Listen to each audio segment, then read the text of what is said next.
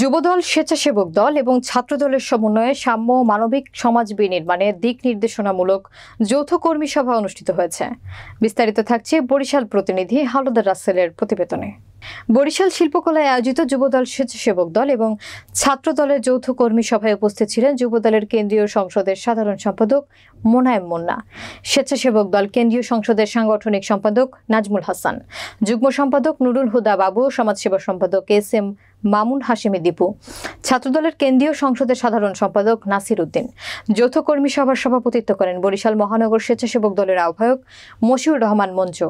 অন্যান্যদের মধ্যে উপস্থিত ছিলেন যুবদলের ভারপ্রাপ্ত সাধারণ সম্পাদক মাজহারুল ইসলাম জাহান, মাসুদ হাসান মামুন, দক্ষিণ জেলা যুবদলের সাধারণ সম্পাদক তসলিম উদ্দিন, মহানগর স্বেচ্ছাসেবক দলের সদস্য সচিব খান মোহাম্মদ আনোয়ার, সিনিয়র যুগ্ম আহ্বায়ক আব্দুর রহিম, তারেক সুলাইমান, মহানগর ছাত্রদলের সভাপতি রেজাউল করিম রনি, সাধারণ সম্পাদক মোহাম্মদ হুমায়ুন কবির সহ মহানগরের 30টি ওয়ার্ডের ছাত্রদল, স্বেচ্ছাসেবক দল ও যুবদলের নেতৃবৃন্দরা উপস্থিত ছিলেন।